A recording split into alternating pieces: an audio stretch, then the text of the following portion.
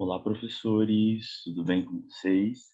Eu sou o Joel, eu sou professor de língua portuguesa no Zona Med e também sou psicólogo. Hoje a gente vai dialogar um pouquinho sobre um protocolo que eu pensei, que ele vai estar focado em saúde mental. Então, eu vou iniciar falando um pouquinho sobre a saúde mental e no final eu vou trazer para vocês alguns locais que vocês podem estar procurando caso não estejam, bem emocionalmente. E também caso algum aluno procure vocês, vocês saibam, como fazer o encaminhamento desse aluno, tá bom? Bom, antes de começar, eu gostaria de trazer um caso aqui para a gente refletir. Então, imagine que você está dentro de um avião com seu filho, com a sua filha, com uma criança que ela não tem, eh, todas as capacidades para se defender sozinha, então ela precisa de cuidados. Em um dado momento, o avião ele sofre uma turbulência, as máscaras caem e você tem que tomar uma decisão. Em quem você coloca a máscara primeiro? Você coloca a máscara primeiro em você, o adulto da história, que tem que proteger, que tem que cuidar, ou você coloca na criança, que é a parte mais vulnerável dessa história, né. Bom, provavelmente você escutando tudo isso, já deve estar pensando: "Obviamente eu vou colocar no meu filho, na minha filha, nessa pessoa que está mais vulnerável". Entretanto, esse é o maior erro que a gente pode fazer nesse tipo de situação. Porque imagine nesse esse seguinte contexto, não tem tempo para colocar direito a máscara, você escolhe colocar na criança e não dá tempo para colocar em você, que é o adulto da história. Você morre e a criança sobrevive. Quem vai cuidar da criança? O que eu estou querendo dizer com toda essa história? Não é egoísmo, é priorização. A gente precisa se priorizar, cuidar da gente para depois pensar em cuidar do outro. E a partir de toda essa reflexão, eu gostaria de começar a minha apresentação. Porque na escola, em vários, contextos sociais, a gente vivencia isso, né, que a gente vai encontrar pessoas que estão em uma situação de vulnerabilidade, e o nosso emocional, ele vai direcionar para a gente cuidar dessa pessoa, né, isso é humano, é ser humano, né. Entretanto, a gente pode esquecer e a gente vai esquecer de cuidar da gente, né. E a partir disso, eu gostaria de começar a pensar com vocês, já entrando nesse campo da psicologia, que é o campo do cuidado, o que que é saúde? Né. Na maioria das vezes, as pessoas pensam que estar saudável é você não ter doenças. Então, se eu não tenho uma debilidade, se minha perna não está doendo, se eu não estou com febre ou algo do tipo, eu estou saudável. E durante muito tempo isso foi uma verdade, até muitas pesquisas provarem o contrário, né. E o principal órgão, né, a Organização Mundial da Saúde, legitimar que, tipo, estar saudável é você estar bem você estar bem fisicamente, mentalmente e socialmente, né. Não é somente a gente pensar na questão física. E a partir disso que eu trago uma concepção aqui para vocês, que nós somos um ser biopsicossocial, né. É um ser sim que tem um biológico, que talvez pode ficar doente, mas que tem também um psicológico e tem um social, né. É a partir inclusive desse último que a gente se torna homem. E a nossa conversa, nosso diálogo aqui hoje vai estar focado nessa concepção de homem psicológico. Claro, a gente estuda de forma separada, mas as 3 partes, elas se conversam, né. E sem uma dessas partes, o homem é destituído da sua função de homem, não é verdade? Bom, eh, uma coisa que eu acho que é muito importante a gente pensar enquanto homem homens, mulheres, e principalmente como professores, é que ninguém adoece sozinho. Os nossos alunos não adoecem sozinhos, nós, enquanto professores, não adoecemos sozinhos, nossos familiares. Sempre vai existir um sistema de opressão que é invisível.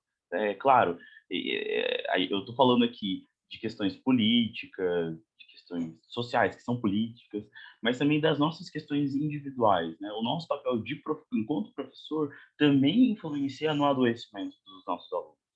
E a ideia aqui não é criar uma hierarquia de culpabilização, mas sim para a gente trazer uma reflexão do nosso papel nesse processo dos nossos alunos, tá bom? E a partir disso, eu vou começar com uma teoria bem básica que eu acho que é fundamental para a gente conseguir refletir sobre essa pandemia e os reflexos delas no nosso trabalho e principalmente na nossa dinâmica com os nossos alunos. Esse modelo cognitivo que vocês estão vendo aí na tela, ele foi inspirado numa abordagem psicológica chamada terapia cognitivo-comportamental. Inclusive, para quem quer fazer terapia, para quem, enfim, quer uma dica, a terapia cognitivo-comportamental é uma das abordagens que possui efetividade comprovada cientificamente para tratamento de doenças com CID. Então, transtorno de ansiedade, alcoolismo, depressão, enfim, em poucas sessões, tá bom? Quem quiser depois conversar comigo sobre isso, a gente pode dialogar sobre isso. Eu posso fazer indicações de pessoas que trabalham com o modelo cognitivo comportamental, que inclusive vai ter na CACEMES, vai ter em plano de saúde, e são todos psicólogos, né, obviamente. Bom, o que que esse modelo cognitivo ele quer dizer, né, e o que que tem a ver com tudo isso que eu estou falando?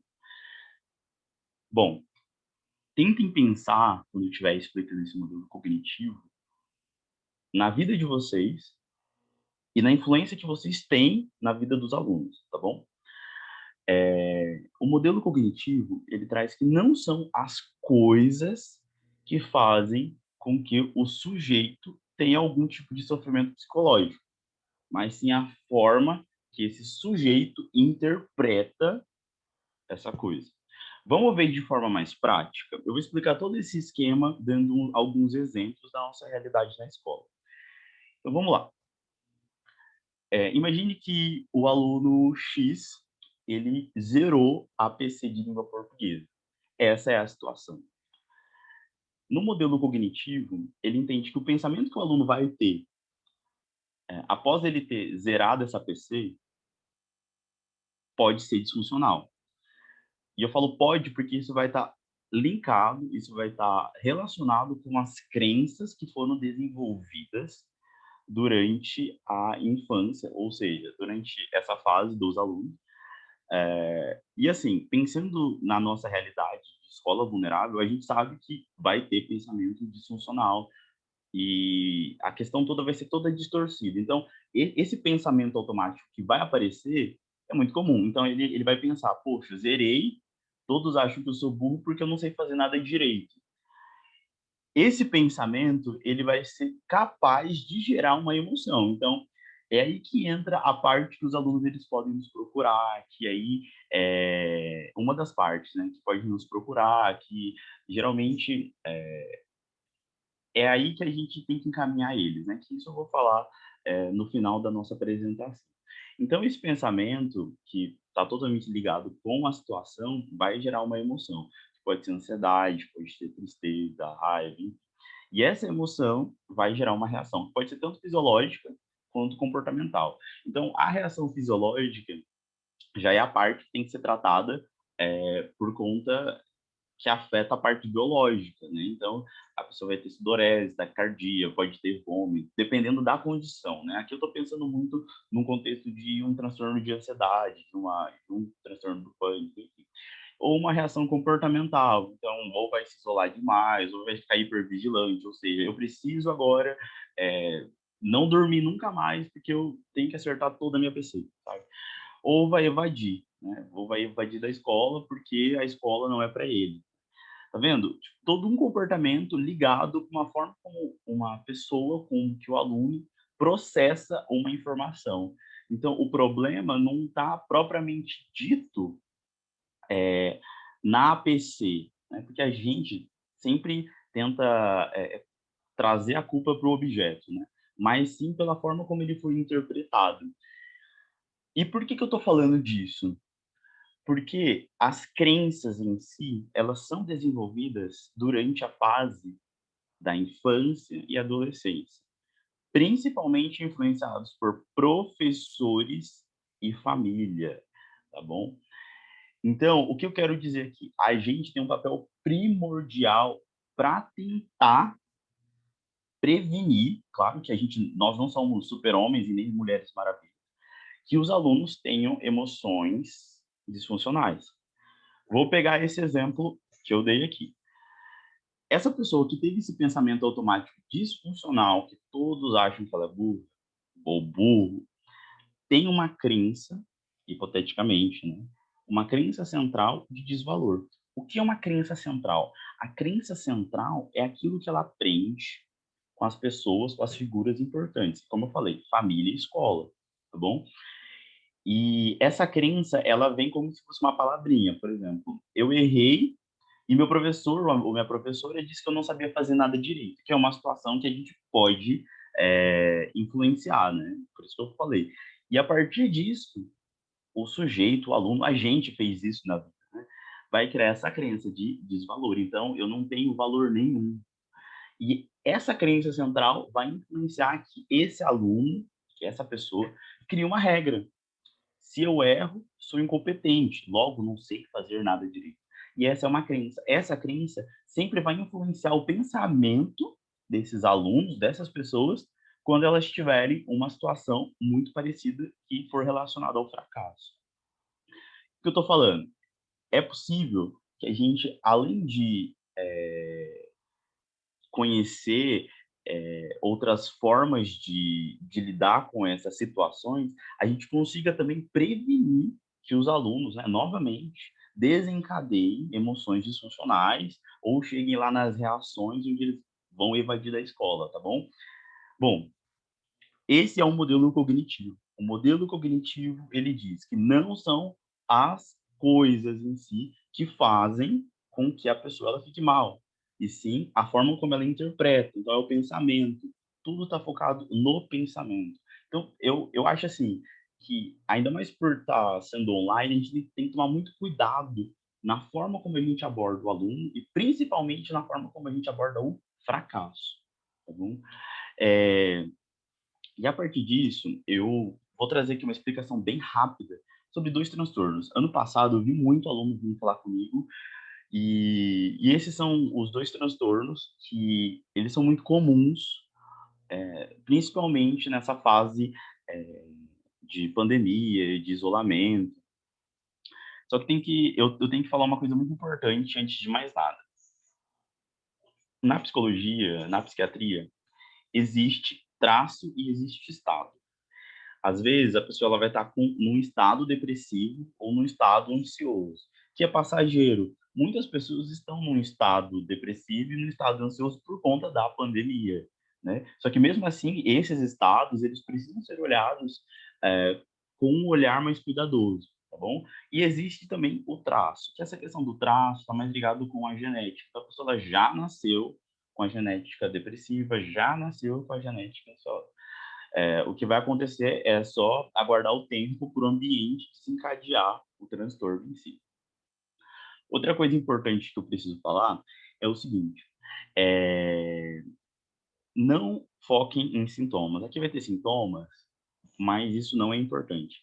Cada pessoa, cada sujeito, vai manifestar de uma forma diferente os sintomas. Então, para uma pessoa depressiva, por exemplo, às vezes ela não vai apresentar tristeza, que geralmente é o que representa a depressão. Às vezes ela apresenta talvez esquecimento, né. E é muito importante, eu até lembrei de um caso aqui, a gente pensar que a nossa função social na sociedade, né, ela afeta muito a forma como a gente vivencia esses sintomas. Eu vi um caso eu vi um caso muito interessante, que elucida muito isso que eu estou falando, de um homem, quero enfatizar bem, um homem de meia idade. Homem de meia idade. A gente sabe que a gente vive num contexto em que as pessoas, elas possuem uma masculinidade frágil, né. Então se sentir triste é uma coisa meio complexa para o homem, né, uma emoção que é só coisa de mulher. E esse homem chegou no consultório e ele chegou com a demanda de esquecimento, e a primeira coisa quando se fala em esquecimento, a gente já pensa: "Poxa, Alzheimer". E o psiquiatra desse senhor, ele entrou com medicação para Alzheimer e fez exames de imagem nele, né. Entretanto, os exames de imagem estavam ok, e a medicação para Alzheimer não foi efetiva. Tentou novamente eh, outros medicamentos, mas não estavam sendo efetivos. Até que o psiquiatra entrou com antidepressivo. E o antidepressivo é um antidepressivo, bastante forte que, tá ligado com é como se fosse apertando todos os botões de comando do cérebro, funcionou para ele, né. Então, esse moço estava com algum problema ali na sua recaptação de serotonina, dopamina, que são os neurotransmissores responsáveis pela questão do prazer, pela questão do ânimo. E se ligue numa coisa, esse moço em nenhum momento chegou falando sobre tristeza e aqueles sintomas que geralmente a gente associa com depressão. Ele chegou falando sobre esquecimento, tá bom? Então, só para enfatizar, não foque nisso, não fala para o aluno pesquisar no Google, ou não procurem no Google vocês também, porque isso é um engano, né? A questão de classificação em transtornos e até sintomas é puramente médico, sabe? É para comunicação. E eu acho super importante quando eu estou tendo esse tipo de fala, esclarecer isso, tá bom? Ainda mais porque a gente está num contexto em que os alunos eles não têm tantos recursos para conseguir lidar com isso, né. Então, se o aluno chega falando: "Ah, eu estou depressivo", e etcétera, já desconstrói tudo isso, sem rotulação, sabe. Esse não é o nosso papel, é tentar ali, eh, falar palavras positivas ou algo do tipo, né. O nosso papel aqui é orientar e encaminhar, tá bom? Bom, eu vou falar rapidinho sobre o transtorno de ansiedade e o transtorno depressivo e no final eu vou fechar com a questão dos encaminhamentos. Como eu já falei, sofrimento psicológico não é igual uma gripe, então cada pessoa vai manifestar de uma forma diferente, tá bom? E por que eu coloquei não é uma gripe? Porque a gripe, ela tem sintomas específicos. A gripe, quando a pessoa está gripada, ela está tossindo, está com coriza, está com febre, algum desses sintomas vai ter. No sofrimento psicológico não é bem assim, né? Às vezes vai estar triste, às vezes vai estar ansiosa e assim vai, tá bom? Só para enfatizar novamente essa parte que eu acabei, de falar. Bom, sobre os transtornos, a gente vê aí o Homer super ansioso e mexendo nos seus dedinhos. A ansiedade, ela o transtorno de ansiedade generalizada, mas vamos aqui para ansiedade, a pessoa ela enxerga coisas pequenas, né, como coisas grandes, ok? A pessoa ansiosa, ela vive o futuro no presente, ok? Entretanto, é importante falar uma coisa, todo mundo é ansioso, isso faz parte da nossa seleção natural, os professores de biologia vão saber falar bem sobre isso, inclusive. E até certo ponto isso é natural. A gente tem que se preocupar quando tem sintoma, né, quando tem, essa lista de sintomas que pode ser um ou vários, tá. E eu tô falando isso para vocês, porque às vezes os alunos podem vir falando: "Ah, por exemplo, eu tô com, sei lá, tontura, meu coração tá acelerado", sabe. Então pode ser sintoma de ansiedade, mas não fixem nisso. Uma coisa que é importante falar, e isso vai servir tanto para o transtorno depressivo, é que todo estado, todo traço, ele vai se encaixar em três âmbitos: intensidade, duração e frequência. Então, se os alunos chegam falando assim: "Ó, seguinte, eu tô chorando todo dia", ou seja, tá com uma frequência alta de choro. Bom, eu choro durante 1 hora, uma duração alta. E uma intensidade alta, tipo, eu choro que eu não consigo me controlar, a gente não precisa ter um conhecimento técnico para saber que isso é sério.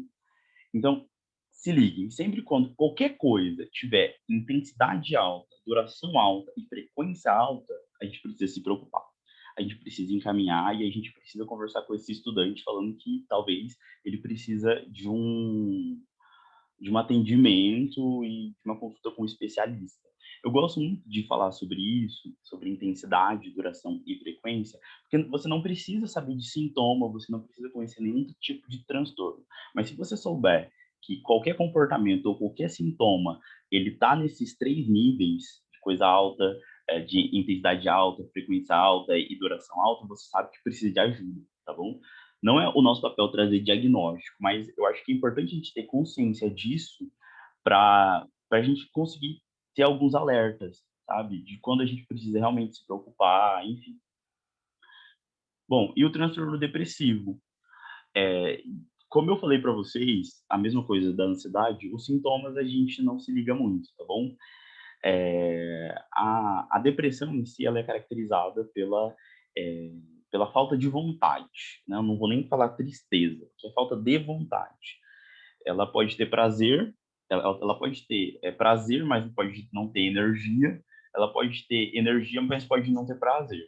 Então, é muito disso. Se você focar nisso, fica muito fácil para a gente não cair naquele engano de que a pessoa depressiva é a pessoa triste. Uma coisa que é importante falar, e eu vou falar mais sobre depressão nos próximos slides, mas que suicídio não é só depressão, que geralmente as pessoas só ficam preocupadas e a gente precisa se ligar nisso, que a gente não vai ter que encaminhar ou fazer alguma coisa somente quando o aluno falar que comprou a faca, que comprou o veneno para se matar. O suicídio em si, ele pode estar presente em condições patológicas, então pode ter uma doença, uma depressão, uma esquizofrenia, uma ansiedade, como pode não ter, tá bom? Então é importante a gente sempre estar ligado com os nossos alunos. Um contexto de pandemia em que não existe eh, uma rede de apoio consistente da escola, de contato, que eu digo, uma família que está presente, é um motivo para essa criança se matar, sabe? Infelizmente, a gente tem aquela coisa que, tipo, isso é só chamar atenção. Gente, se tá falando, é porque essa pessoa tá pensando. E se essa pessoa tá pensando, existe uma probabilidade grande dessa pessoa querer se matar, tá bom? Então, é importante a gente já desconstruir essa ideia que suicídio é quando a pessoa tá triste, tá deprimida, e aquelas imagens mentais que a gente tem da pessoa no canto. A pessoa pode estar feliz, pode estar fazendo as atividades, mas pode estar querendo se matar. Enfim, esse é um assunto muito complexo e que não é a ideia aqui tentar deixar vocês com medo ou tentar explicar de forma profunda todos os processos que estão relacionados com suicídio. Eu disse que ia falar mais sobre a depressão e eu quero trazer mais uma questão de como que a gente identifica isso, sem ser especialista, né? Porque a ideia aqui, como eu falei para a ansiedade, é identificar sinais. A pessoa que está deprimida, além dela não ter vontade, aquela coisa toda que eu disse, ela vai manifestar uma visão negativada nesses 3 âmbitos, com relação a si mesmo, com relação ao ambiente e com relação ao futuro. Então, quando a gente for fazer a nossa busca ativa, a gente consegue identificar isso no discurso dos alunos. Por isso que eu estou querendo trazer isso. E como que funciona essa visão negativada? Então, vou dar exemplos. Essa pessoa vai ter uma visão negativada acerca de si mesmo. Então, eu não consigo aprender língua portuguesa, porque é muito difícil. Eu sou muito burro para aprender matemática. Então, vai ser sempre relacionado ao eu. É uma autodepreciação. Vai ter uma visão negativada acerca do ambiente. Então, por exemplo, os professores não gostam de mim, a diretora não gosta de mim, a minha família não gosta de mim, o ambiente que o cerca. E com relação ao futuro, então, por exemplo, eu não vou estudar porque eu não vou ser nada na vida, porque eu sou pobre, né? Não tem uma perspectiva. Então, a soma disso tudo, se vocês perceberem no discurso dos alunos, é uma possibilidade sim de depressão, tá bom? Então eu trouxe essa pirâmide, essa tríade da depressão que tá ligado aqui no modelo cognitivo que eu falei para vocês lá no começo. Elas podem ajudar muito a gente a ter mais outro sinal de alerta, tá bom? Bom, ainda sobre o suicídio, é importante a gente entender que o suicídio é uma construção, né? Ele nunca começa em si pelo ato, Mentira, ele quase nunca começa em si pelo ato, né. Essa pessoa começa progressivamente, ela pode começar com uma autoagressão, que é cortar os pulsos, que eu já vi muitos adolescentes na escola com isso, ou a ideação. A ideação é o pensar sobre, é o ameaçar e é o tentar. Então, é sempre um contínuo. Então é importante a gente sempre estar atento nos nossos alunos. Nunca desconsiderar o que eles estão trazendo. "Ah, é criança não faz isso". Não, criança faz isso, criança tem depressão, criança tem ansiedade, criança é indivíduo, é ser humano e sente como todo mundo, tá bom? E só para fechar a questão do suicídio. O risco de suicídio num contexto de pandemia é alto para todo mundo. E quando a pessoa, ela já tem uma genética para para algum transtorno grave, por exemplo, esquizofrenia e depressão, que são os transtornos que possuem uma incidência mais alta para o suicídio, esse contexto que a gente está vivendo de isolamento é um evento desencadeante que provoca um risco agudo para o suicídio, tá bom? Então é importante a gente saber disso. E como que a gente lida com tudo isso? A partir dos fatores de proteção, que é o que eu vou falar agora para vocês. Mentira, eu não vou falar agora, eu vou falar depois desses slides. Eu coloquei aqui alguns sinais de alertas, de acordo com a faixa etária a faixa etária não, a área de desenvolvimento de cada indivíduo, não, crianças e adolescentes, adultos e idosos. Coloquei uma lista de coisas aqui que a gente precisa, ficar atento, para os 3 no caso, que vocês depois podem ler, mas uma coisa que é primordial para vocês pensarem, que vai além dessa questão desses sinais, tanto para criança, adolescente, adulto ou idoso. Mudou o comportamento, é sinal de alerta. Por exemplo, comia pra caramba pizza, lanche, etcétera, comida em si, do nada para de comer, é um sinal de alerta. Ou então, não comia quase nada e agora está comendo muito, outro sinal de alerta. Não bebia, está bebendo demais, é um sinal de alerta. Então, se a gente fica com isso de mudança de comportamento, o nosso aluno mudou de comportamento, parou de fazer APC, parou de me responder, é um sinal de alerta, alguma coisa pode estar acontecendo.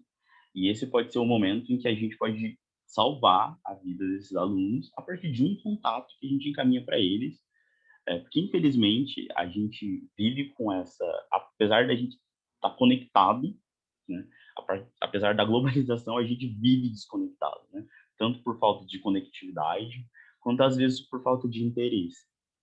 Enfim, e como que a gente lida com isso, né? Agora que eu venho aqui para falar sobre os fatores de proteção, a partir de uma rede de apoio que é consistente. E quando eu falo de rede de apoio que é consistente, eu não estou falando só do psicólogo, do psiquiatra, estou falando da família, da escola, cada um com o seu papel, né? E a gente sabe que, infelizmente, isso é um tanto quanto utópico, porque o aluno ele não tem família estruturada na maioria das vezes, né? Ele tem só uma cama para dormir, uma comida para comer, e isso é afeto, isso é apoio que a maioria dos pais, infelizmente, acreditam que estão dando o máximo, né. E, a gente enquanto professora, longe de trazer a responsabilidade 100% para a gente e não se priorizar, né, a gente pode compartilhar com dados, a gente pode compartilhar conhecimento e principalmente, incentivar a busca por ajuda, né. Eu acho que isso parece pouco, mas, tendo uma pessoa ali que se importa, pode fazer toda a diferença. Ano passado, eu tive alguns casos e fiquei muito feliz, sabe, de, tipo, encaminhar para CAPS e etcétera. Porque quando o aluno ele chega pra gente falando, eu tive um caso no passado terrível, que ele meia-noite me mandou: "Ó, quero me matar e etcétera". Num domingo, eu fiquei, tipo, desesperado.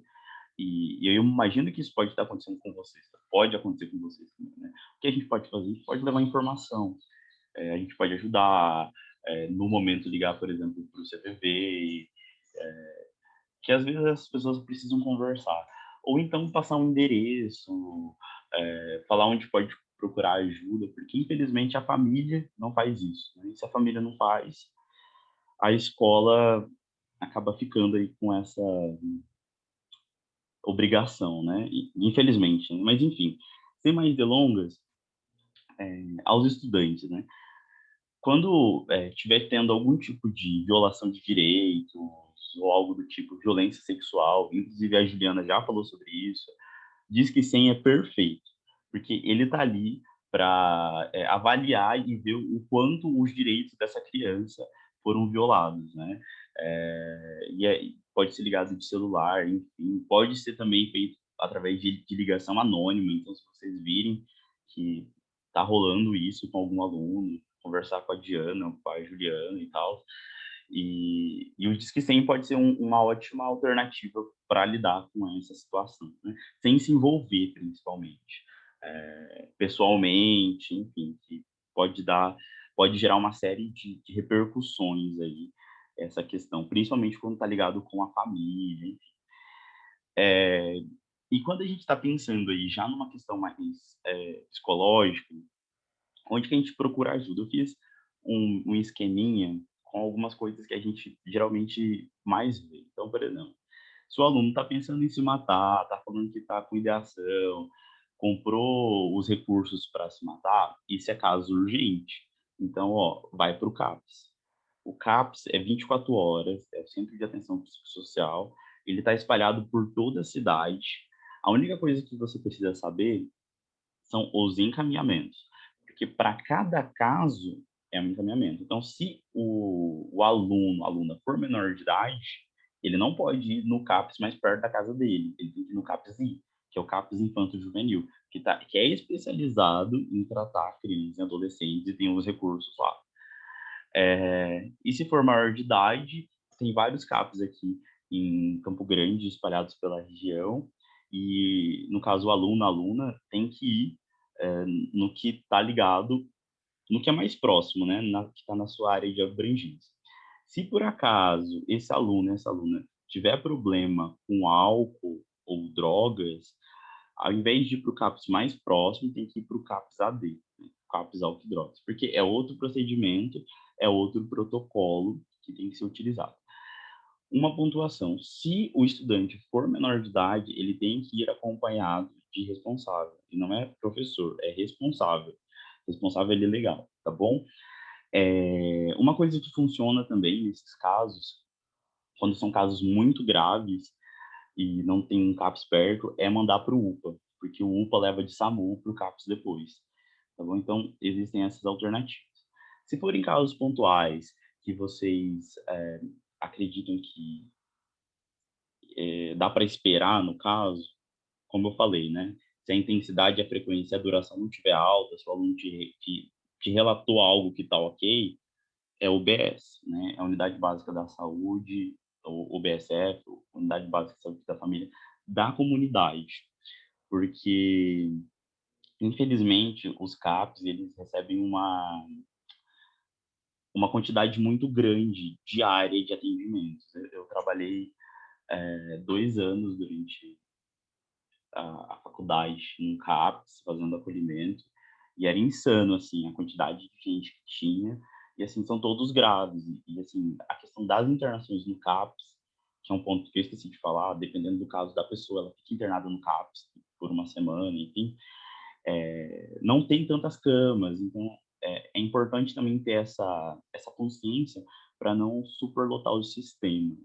Não estou pedindo aqui que você tenha essa análise clínica, mas eu acredito que tem alguns casos que a gente consegue avaliar, né?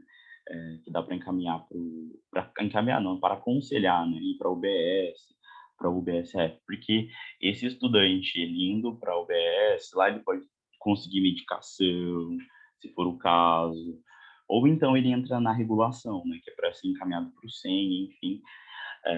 Mas assim, na melhor das hipóteses, esses estudantes que estiverem ansiosos, tristes, nervosos, enfim, eles vão estar atendidos, né?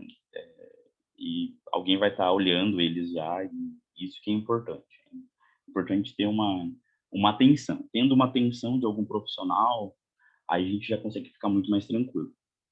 Aqui eu coloquei os telefones, mentira, eu não coloquei os telefones, eu coloquei os endereços e os ônibus que os estudantes podem pegar para ir para o CAPS, no caso, né. Eu coloquei que é 24 horas, e o legal é que o CAPS, assim, tem tudo, tudo na medida do possível, né, que é prefeitura, enfim. Então vai ter enfermeiro, vai ter técnico, vai ter psicólogo, realmente é uma equipe multiprofissional. Tem CAPS que você vai achar TO, que é terapeuta ocupacional, enfim. E eu acredito que aqui para nossa comunidade, o CAPS 3 Vila Almeida vai ser o mais próximo, que esse CAPS 3 Vila Almeida, no caso para pessoas maiores de 18 anos, fica no antigo, UPA do Vila Almeida, tá bom? E no caso, se for menor de 18 anos, eh, é o CAPS Infanto Juvenil, que fica naquele antigo UPA do Guanandi, naquela rua famosa, acho que é Gunter Hans. Ah, não, Manuel da Costa Lima, tô confundindo. E assim, se for urgente, 3 horas da manhã, o aluno tá te mandando, não tem como fazer nada, não tem como pai levar, fala, liga no 188. Porque assim, você se preserva, você não vai precisar falar algo que você não tem ali a capacidade técnica para falar. Porque, infelizmente, é duro falar isso, mas é uma realidade, né. Porque essas mensagens motivacionais de que Deus vai te salvar, vai na igreja, a vida é boa, não adianta nada. A pessoa que está ruim, ela precisa de uma atenção especializada. E no 188 ele segue um protocolo. E assim, o incrível é que o 188 é para todo mundo, não tem custo. Então, de celular, de telefone, com crédito, sem crédito, consegue fazer essa ligação, tá bom? Então, na pior das hipóteses, 188 é perfeito para vocês lidarem junto com isso com esses alunos, tá bom? E também tem o atendimento psicológico nas universidades, que é gratuito. Eu coloquei aqui a Uniderp, a UCDB e a Unigran. Mas assim, eu vou jogar uma realidade aqui para vocês. Se for urgente, muito urgente, nunca encaminhe para a universidade, porque existe uma lista de espera imensa para que esses alunos eles sejam atendidos. Principalmente na Uniderp, que eu vim de lá e eu sei que é bem complexo. E assim, coloquei o endereço, coloquei o telefone, que é onde os agendamentos são realizados, e na Uniderp, no caso, o valor das sessões. No caso, o aluno ele vai passar por uma análise, né, social, quando ele for chamado, né, no caso, na Uniderp, e a depender da condição deles, eles podem conseguir isenção. Aí tem a UCDB também, e tem também a Unigran, tá bom? Que são as 3 universidades que eu coloquei para vocês. A Unigran tem as suas particularidades, na questão de faixa etária, mas acaba sendo para todo mundo, tá bom? E por que a gente está falando sobre tudo isso? Por que eu pensei sobre esse protocolo? Por que eu estou falando sobre tudo isso? Porque por trás de uma pessoa que está sofrendo, sempre vai existir um histórico de vulnerabilidades. E nem sempre a gente, enquanto professor, vai dar conta, ou melhor, não vai dar conta de entender esse histórico, de conhecer esse histórico. A gente não tem nem tempo para saber disso. E encaminhando para esses serviços, a gente vai ter muito mais segurança de que esse aluno ele vai ficar bem. E que, principalmente, esse histórico de vulnerabilidades ele vai ser enxergado. E quando eu estou falando em histórico, a gente não precisa se preocupar, por exemplo, se esse aluno está passando fome, nesses serviços, a assistência social vai olhar ele, tá bom? E é isso. Eu sou o Joel, eu gostei muito de fazer isso, espero que eu tenha ajudado um pouco a compartilhar esse tipo de conhecimento. Foi algo muito rápido.